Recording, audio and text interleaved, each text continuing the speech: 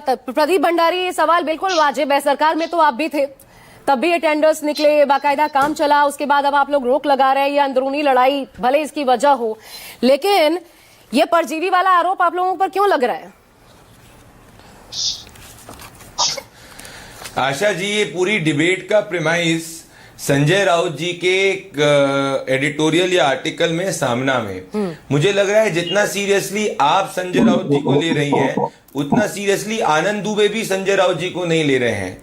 तो बॉलीवुड में script writers जो है उनकी कमी है, जिसको शायद संजय राउत जी पूरी करना चाहते हैं, क्योंकि उनको नेता प्रतिपक्ष नहीं मिल पा रहा है और वो घबराए हुए हैं। उनकी एडवाइस को सुनते हुए उद्धव ठाकरे का आज राजनीतिक जो भविष्य जो है वो अंधकार में पड़ चुका है। तो पहली बात तो संजय राउत जो भी सामना के अंदर कह रहे हैं, झूठ कह रहे हैं, ये मैं आपको आधिकारिक रूप से कह सकता हूं। कोई रात को 4 बजे मीटिंग नहीं हुई। अच्छा, अब दूसरी बात ये, संजय राउत के पास्ट के प्रेडिक्शंस देखिए। संजय राउत ने पास्ट में कहा था कि भाई उद्धव ठाकरे चीफ मिनिस्टर बनेंगे। आज उद्धव ठाकरे जो है उनकी क्या स्थिति राजनीतिक देश जानता है। संजय राउत ने कहा था राहुल गांधी प्रधानमंत्री बनेंगे। आज राहुल गांधी कहाँ है वो देश जानता है। तो संजय राउत जो बोलते हैं वो सच जो होता है उससे विपरीत होता है। अब मैं आ जाता हूं टेंडर वाली बात। हेल्थ मिनिस्टर बताइए आशा जी कौन सी पार्टी का है? शिंदे जी की पार्टी का है। और उसी हेल्थ मिनिस्टर ने अगर कोई ब्यूरोक्रेटिक इरेगुलरिटी दिखती है, उसके खिलाफ उनका न्यायिक अधिकार है उस पर इंक्वायरी ऑर्डर करना।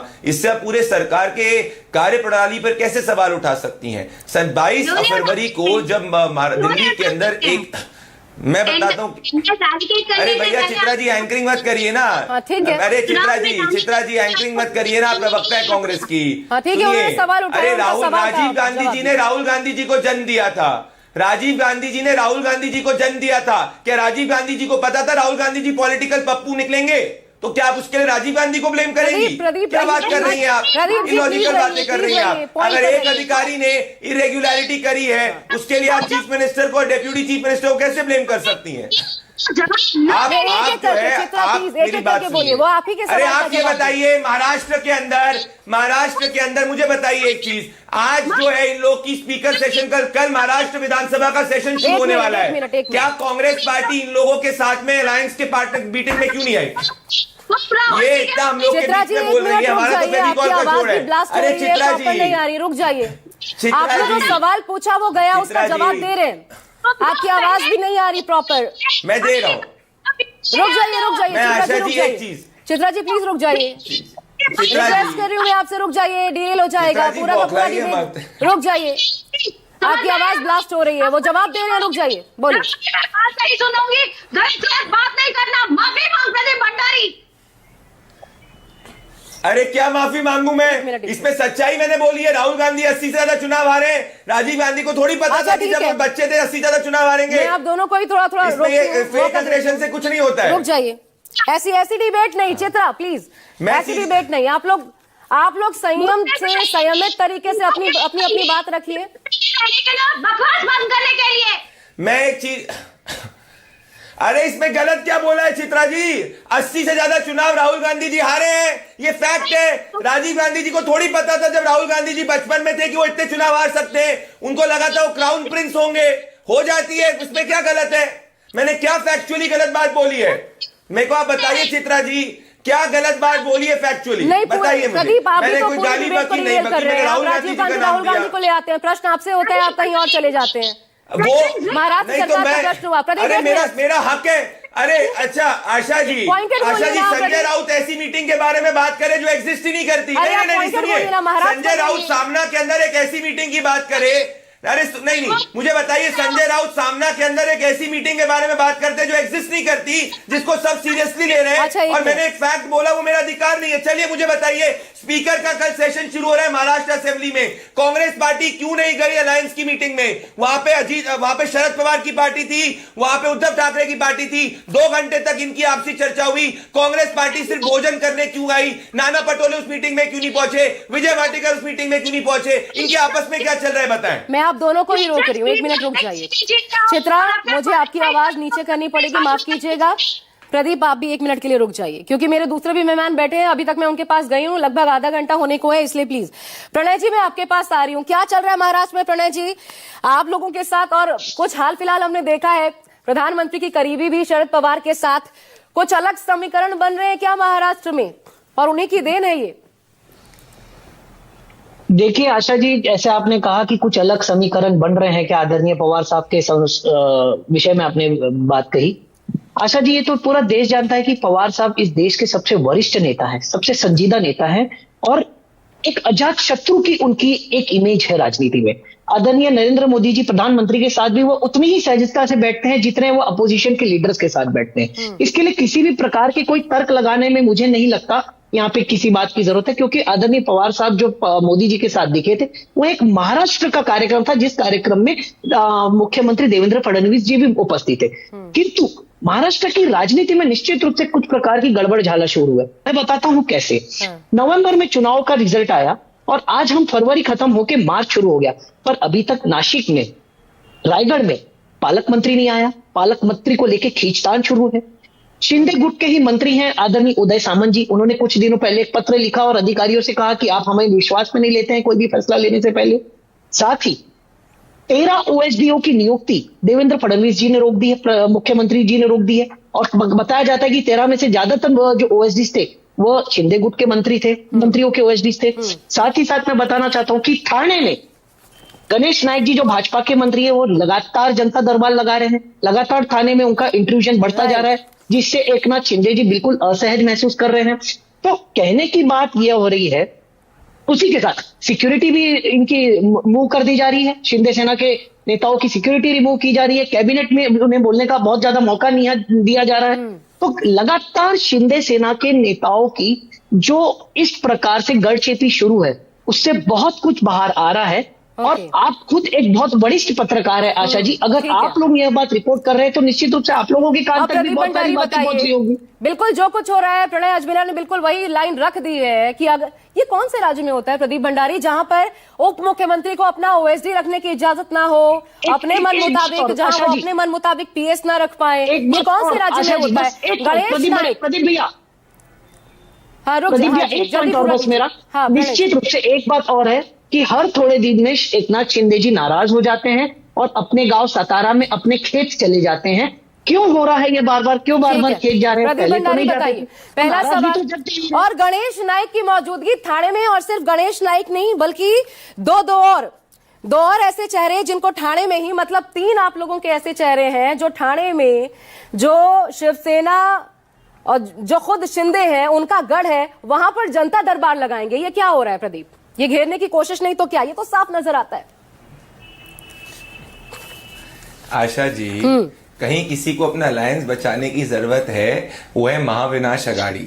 मुझे आप बताइए, आज के दिन जब इनकी मीटिंग हुई थी जिसके अंदर ये सेशन की एक स्ट्रैटेजी को तैयार कर रहे थे, जिस महाविनाश अघाड़ी के सेशन की मीटिंग में वहां पे शरद पवार जी की पार्टी से लोग थे, वहां पे उद्धव ठाकरे जी की पार्टी से लोग थे, वहां पे कांग्रेस पार्टी जो कह रही है कि भाई साथ में तीनों है, नाना पटोले उस मीटिंग में क्यों नहीं गए, जयंत पाटिल उस मीटिंग में क्यों नहीं गए, विजय वाटेकर उस मीटिंग में क्यों नहीं गए, ये तो अपने कुनबे को ही साथ में नहीं रख पा रहे। मेरा सवाल कुछ और था प्रदीप जी, मेरा सवाल कुछ और था। क्या चल रहा है? सवाल का उत्तर दीजिए ना बड़े भाई प्रदीप जी। मैं कह रहा हूं कि आप, भाई अरे प्रणय जी, आप पहले बताइए ना आपके लोग क्यों नहीं पहुंचे? हमारा तो फेविकॉल का जोड़ है। आशा जी, आप लोगों ने इतनी कॉन्स्पिरेसी थ्योरी चलाई, एक सेकंड में जवाब दे रहा हूं, एक सेकंड रुकिए। आप लोगों ने इतनी कॉन्स्पिरेसी थ्योरी चलाई कि भाई एकनाथ शिंदे जी ने बोला कि मुझे हल्के में मत लेना। उसके बाद 22 फरवरी को एकनाथ शिंदे जी ने अजीत पवार के साथ क्या बोला? उन्होंने उद्धव ठाकरे को अलाइन किया। आप लोगों ने इतने समय तक बोला कि भैया देख लो, इतनी बीच आपसी खटपट हो गई। क्या आप लोगों ने बाद में अपना स्टैंड चेंज करके बोला कि आप लोग गलत थे? मैं वापस से कह रहा हूं कि कुछ है ही नहीं। जब फेविकॉल का जोड़ है, आप लोग क्यों सर्कमस्पेक्ट करने का प्रयास कर रहे हैं संजय राउत जी के ऊपर? क्या एविडेंस है ये कहने पे? क्या संजय राउत भीष्म पितामह बन चुके हैं? क्या संजय राउत ब्रह्मा बन चुके हैं, जो खुद कभी चुनाव नहीं जीत पाए, जिनको ये नहीं पता उनकी पार्टी में उनको कौन सा पद मिलेगा, वो निर्धारित कर रहे हैं कि क्या होगा? ये क्या बात हो चुकी है? क्या इसके बीच में फैक्ट है? इसके पहले आपके एनालिस्ट आ रहे थे, विनोद जगदाले, हर चीज को बोल रहे थे ऐसा होगा, वो होगा, ये होगा। आप कुछ एविडेंस दिखाइए, कोई अथॉरिटेटिव स्टेटमेंट दिखाइए। ऐसा थोड़ी हो सकता है कोई भी कुछ भी बोल दे और उसके बेसिस पे कर दे। कौन है सोर्स? वो ओके, एक मिनट, राम कुमार पाल जी हमारे साथ आज मैं राजनीतिक बोल दूंगा कि भाई विश्लेषक इनका अलायंस टूट जाएगा। नहीं ठीक है। आशा जी सुनिए, मैं आज बोलता हूं कि इनका अलायंस टूटेगा, क्या इसके बेसिस पे 1 घंटे के लोग एनालिसिस करेंगे? हाँ, ठीक है। संजय राउत कौन सही बात अथॉरिटी है, वॉइस सही होगी बात कुछ है। भी बोलने के लिए? राम कुमार पाल जी है, राजनीतिक विश्लेषक है, चलिए किसी पार्टी से नहीं है, उनका भी एक बार मत सुन लेते हैं। ये जो कुछ चल रहा है या जो कुछ हो रहा है राम कुमार पाल जी, ये सिर्फ मीडिया को दिखाई दे रहा है, सिर्फ संजय राउत हवा बना रहे हैं, विपक्ष एक न्यूज क्रिएट कर रहा है बस, या वाकई आपको दिखता है जमीन पर कुछ हो रहा है? ऐसी ये खबरें हैं और इनमें वाकई तथ्य है, फैक्ट है? देखिए बहुत कुछ हो रहा है, लेकिन ये राजनीतिक पार्टियां अगर इस तरह से करेंगी नहीं तो सवाल उठाएंगे नहीं तो हम लोग को कैसे काम चलेगा? विश्लेषक को आप क्यों बुलाएंगे? तो ये राजनीतिक पार्टियों का खेला है, इसके लिए आज हम लोग 6 लोग जमते हैं और इसी तरह होते रहता है। विकास तो हो रहा है, लेकिन जो मोक्ष प्राप्त कर चुकी कांग्रेस को विकास नहीं दिखता। जब 2.5 साल में विकास के सारे काम बंद हो गए थे तो वो सही था। आज जो भी विकास तो हो रहा है दिख रहा है, जमीन में जनता जनार्दन को दिख रहा है। हम भी यूज करते, सीलिंग का अटल सेतु सब हम भी यूज करते, तो ये सत्य है।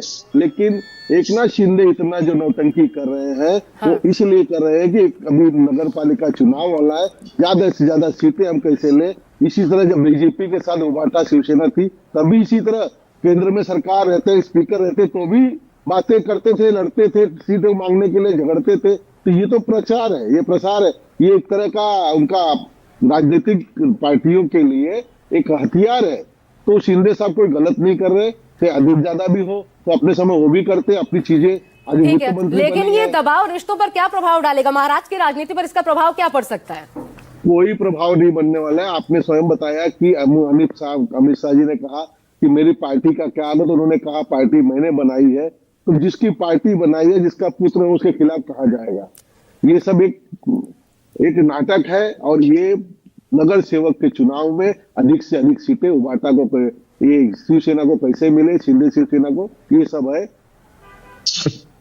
अच्छा, तो ये बीजेपी का क्या फायदा है? अगर ये नाटक है तो इस नाटक को और हवा देने में बीजेपी को क्या फायदा नजर आ रहा है? राम कुमार पाल जी, बीजेपी हवा दे रही है। आपने मनीषा कायंदे का भी सुना, आपने प्रवीण भंडारी का भी सुना, और जो संजय राउत पर प्रश्न करना, तो फिर अपनी डिबेट ही नहीं होगी किसी भी चैनल पर।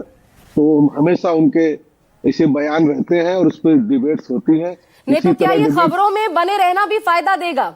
ये भी एक इस तरीके से प्रोजेक्शन हो रहा है क्या? खबरों में बने रहिए, ये फायदा होगा, किसकी मजबूती कितनी? हकीकत में विपक्ष को ये चाहिए कि ये लाड़की बहना के वजह से किस योजना को बंद करना पड़ा, किस योजना से काट कपट करना पड़ा, किस योजना से क्या लेना पड़ा, ये विपक्ष का काम है जनता को दिखाने के लिए। हाँ। लाड़की योजना के लिए बहुत पैसे जा रहे हैं, लेकिन वो ये विपक्ष काम नहीं करेगा। ये विपक्ष वही काम करेगा जो जनता को थोड़ा सा हो हल्ला हो और हमारे चैनल को टीआरपी मिले। ठीक है, राम कुमार पाल जी की एक तो आवाज थोड़ी सी बढ़ा दीजिए, दूसरा प्रणय जी जल्दी से पॉइंट रखिए।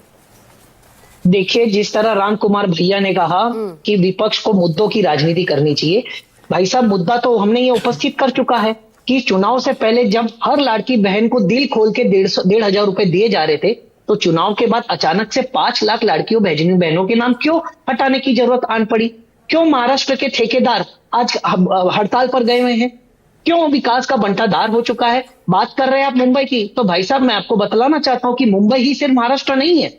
मुंबई से लेके गढ़चिरौली तक, चांदा से बांदा तक का महाराष्ट्र है। और आज महाराष्ट्र के बाकी हिस्सों में जो मुद्दों का अकाल पड़ा हुआ है, जो किसानों की हालत है, जिस तरह से महिलाओं के खिलाफ दिन पे दिन क्राइम बढ़ता जा रहा है, आज ही केंद्रीय मंत्री की बिटिया के साथ एक हादसा होते रहा है, तो किस प्रकार की राजनीति हो रही है महाराष्ट्र में? और यही मुद्दों को तो उठा रहे हैं। आप अगर अखबार पढ़ेंगे, टीवी देखेंगे तो आपको पता चलेगा। और कल से विधानसभा का सत्र शुरू हो रहा है, तो सत्र पर भी, फ्लोर ऑफ द हाउस में भी हम ये मुद्दों को लेकर जाएंगे।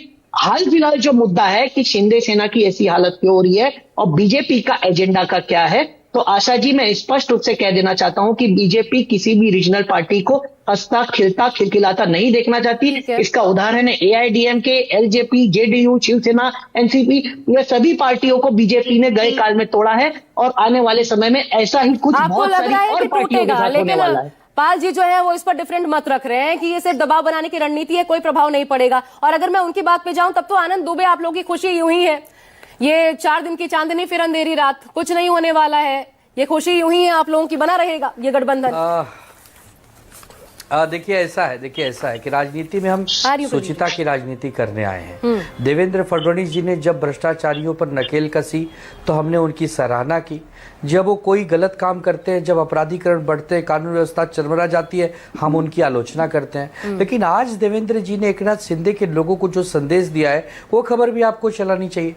आदरणीय रक्षा ताई खड़से जी की बिटिया के साथ जो छेड़छाड़ी करने वाले लोग हैं वो कौन है, ये बताना चाहिए कि वो जलगांव के ही एकनाथ शिंदे के शिवसेना के चंद्रकांत पाटिल जो नेता है उन्हीं के कार्यकर्ता है। और देवेंद्र जी ने बयान दिया है कि बहुत ही दुर्भाग्यपूर्ण है कि वो लोग किसी एक विशेष पार्टी के कार्यकर्ता है। इसका संदेश साफ है कि देवेंद्र जी ने अब कमर कस ली है। उनको एकनाथ शिंदे के जो गलत काम करने वाले नेता है उनको बख्शना नहीं है। इसके लिए हम देवेंद्र जी की तारीफ करेंगे, उनकी सराहना करेंगे। राजनीति का तो यही अर्थ है कि हम राजनीति में कोई एक दूसरे के शत्रु थोड़ी है, एक वैचारिक लड़ाई है और जब विचारों की बात नहीं मिलती तो हम एक दूसरे के खिलाफ खड़े हो जाते हैं। तो मतलब अगर गलत कामों के ऊपर कार्रवाई हो रही है तो ठीक है, लेकिन मेरा सवाल ये है, यानी कुछ होने नहीं जा रहा है। ये जो आप लोग सोचते हैं कि ये पार्टी खत्म हो जाएगी, शिंदे का राजनीतिक करियर खत्म हो जाएगा, वैसा कुछ नहीं होगा। एक मिनट, नहीं, शिंदे खुद भोगेंगे। शिंदे ने जो बोया है वही काटेंगे।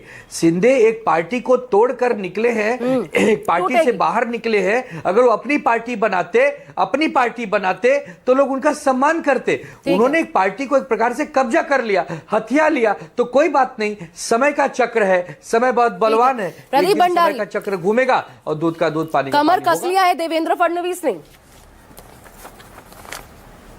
देखिए आशा जी, आज आनंद जी का दर्द जो है वो झलक रहा है। वो ये सोच रहे हैं कि काश वो एकनाथ शिंदे जी के साथ रहते, ना कि उद्धव ठाकरे जी के साथ में, तो आज वो गवर्नमेंट के अलायंस के अंदर एक हिस्सेदार होते। और वो अंदर ही अंदर संजय राउत को बहुत कोस रहे हैं कि संजय राउत की गलत एडवाइस की वजह से उद्धव ठाकरे का आज ये राजनीतिक हाशिया हुआ है। ये है ब्रीडिंग बिटवीन द लाइन्स मेरे भाई आनंद दुबे जी की। मैं दो बात कहना चाहता हूं। पहली बात मैं ये कहना चाहता हूं कि मेरे भाई प्रणव जी ने बिल्कुल सही कहा जो एनसीपी के हैं कि कल सेशन शुरू हो रहा है। तो आज मेरे भाई ये मुझे बताइए, कांग्रेस आपकी मीटिंग में क्यों नहीं आई? आपने 2.5 घंटे की चर्चा करी, उसमें नाना पटोले क्यों नहीं मौजूद है? आप तो अलायंस में है ना प्रणय जी। अब दूसरी बात, आपने एक और झूठ बोली लाडकी बहना पे। भाई ये रहा अजीत पवार जी का स्टेटमेंट कि कहीं से भी ये स्टेटमेंट, कहीं से भी जो है लाडकी बहना की योजना का पैसा नहीं रिकवर हो रहा है। और जिनकी आप बात कर रहे हैं वो ऐसे लोग थे जिसमें रिपीटेड बेनिफिशियरीज थे। तो कोई भी लाडकी बहन को जिसको मिलनी चाहिए सम्मान की राशि, उसको मतलब ये हुआ कि पहले डिटेल में उसको पढ़िए।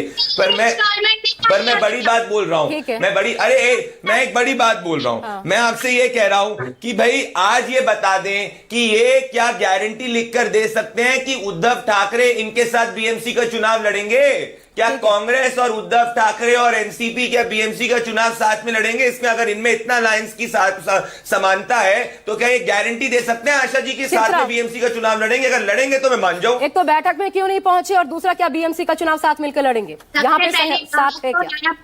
हमारे अध्यक्ष हर्षवर्धन सपकाल जी अभी चेंज हो चुके हैं, तो इनको शायद अपडेट ही नहीं है कि पॉलिटिक्स में क्या क्या हो रहा है, जो चेंजेस हो रहे हैं। दूसरी तो नाना पटोले को आपने साइडलाइन कर दिया, नाना पटोले को 1 मिनट में साइडलाइन कर दिया, जो कल तक राहुल गांधी के वाह चित्रा जी वाह, जो कल आपके सीएम फेस थे आज गए मीटिंग में भी नहीं आप नाले दे रही है। क्या करो, जय हो चित्रा जी, आप भी ध्यान से रहिए, ऐसा ना हो, ध्यान से रहिए। वक्त ज्यादा नहीं है, इसलिए जल्दी से उनको कंप्लीट करने दीजिए। ब्याज में आपके लाइन जेडीयू के साथ रहेगी क्या? उसका भी जवाब आप दीजिए। कहीं चुनाव आते हैं 100% मैं दे दिया जवाब 100%। ये लो लिख के दे देता हूँ। ठीक है, मैं तो 100%। अब आप बताओ, गारंटी दो। 100%। चलिए लीजिए, आपके सवाल का जवाब मिल गया। लेकिन मैं तो पूछना चाहती हूँ, आज कृष्णा हेगड़े जी को सबसे ज्यादा बोलना चाहिए, लेकिन आज कृष्णा हेगड़े जी थोड़ा संभल कर चल रहे हैं, क्योंकि ऐसा लगता है बोलने का मौका ही नहीं दिया तो मैं कहां से बोलूं। हाँ नहीं, जिनको नहीं भी मौका मिला वो बीच में आकर के उन्होंने अपनी बात रख ली। लेकिन मुझे लगता है कृष्णा हेगड़े जी, जब स्थितियां अनुकूल ना हो तो कम बोलना ज्यादा बेहतर होता है। वही स्थिति का सामना शिंदे गुट कर रहे हैं। 5 लाख जो हमारे महिलाएं हैं, 2.5 करोड़ में से जिसका डुप्लीकेट बेनिफिशियरी है उनका नाम काटा गया।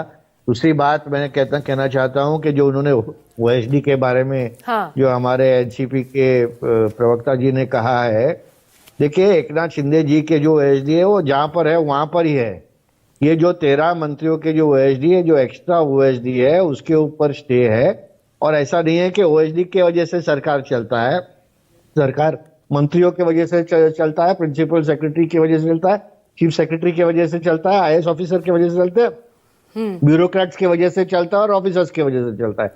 कोई ओएसडी के वजह से सरकार नहीं चलती है। ये सरकार बहुत बराबर चल रही है और अच्छी तरह ठाणे से को चल लेकर रही आप है। कंफर्टेबल है? जो कुछ भी हो रहा है ठाणे में, जिस तरीके से बीजेपी का दखल बढ़ रहा है, आप कंफर्टेबल है? देखिए, वहां का थाने का जो गार्डियन मिनिस्टर है वो एकनाथ शिंदे जी है, deputy chief minister Eknath Shinde ji है। अल्टीमेट निर्णय उस डिस्ट्रिक्ट का एकनाथ शिंदे जी के पास है, दूसरे किसी के पास नहीं है। और उनके ऊपर सीएम जो है वो देवेंद्र फडणवीस जी है। दोनों साथ में मिलकर काम कर रहे, कोई इशू नहीं है। अजीत दादा का उनका एरिया है, वो उनके एरिया का गार्डियन मिनिस्टर है, वहां उनका चलेगा, तो इसमें कोई प्रॉब्लम नहीं है।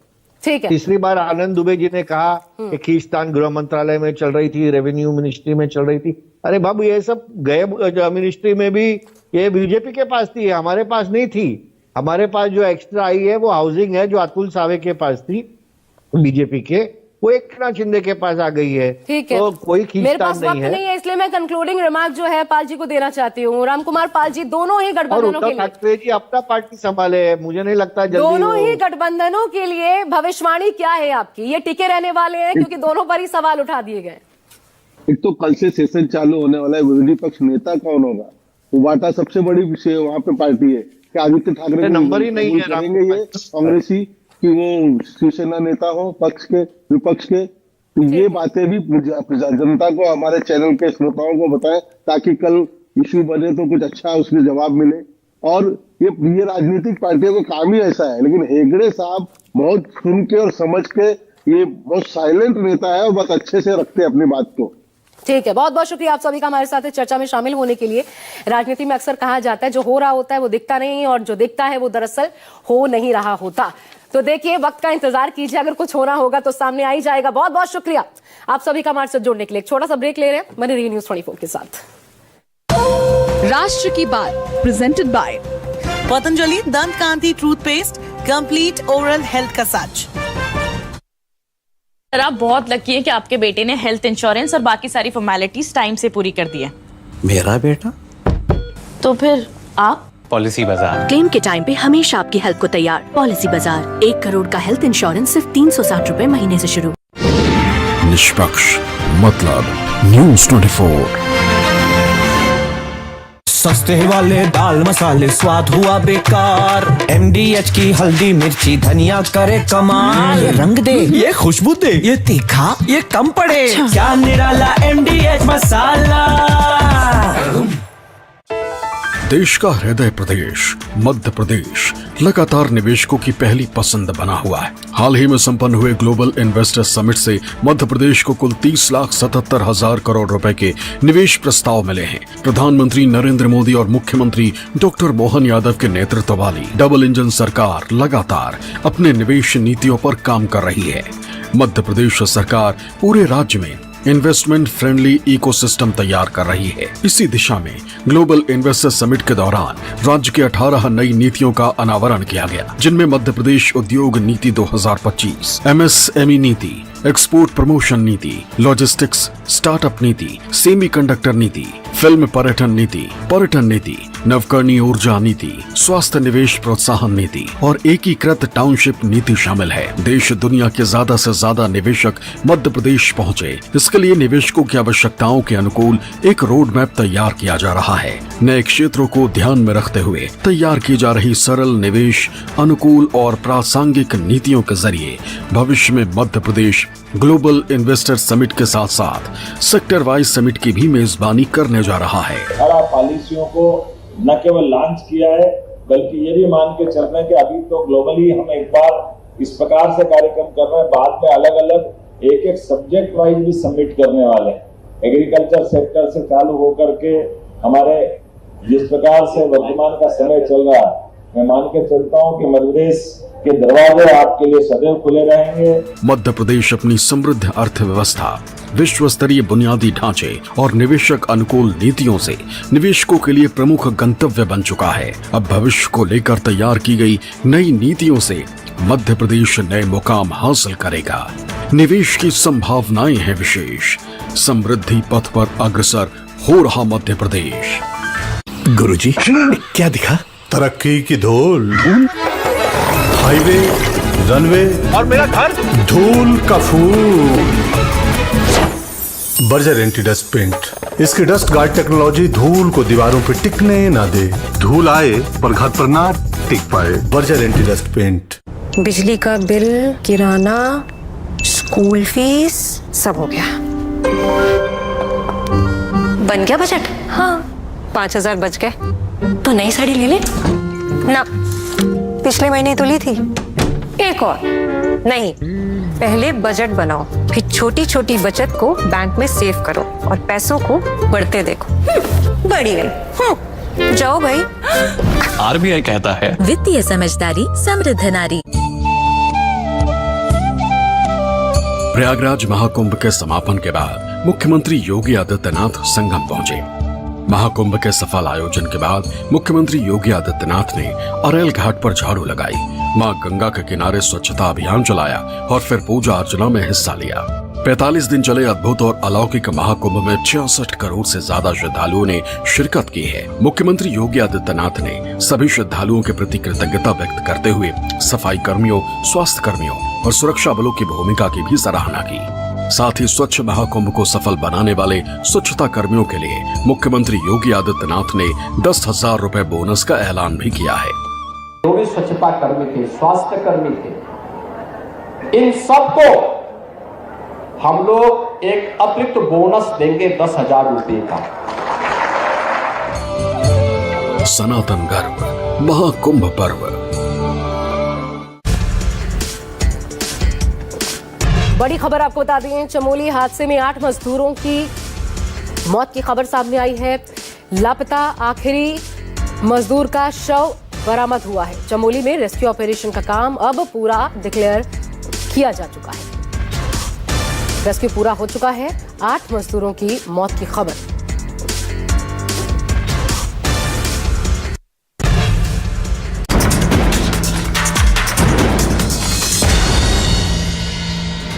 गुजरात, जो कभी पानी की किल्लत और सूखे की मार झेलता था, आज उसी गुजरात में घर घर पेयजल और खेतों में सिंचाई के लिए पर्याप्त पानी पहुंच रहा है। पिछले 2 दशकों में गुजरात सरकार ने बेहतर जल प्रबंधन के लिए जो कदम उठाए, उस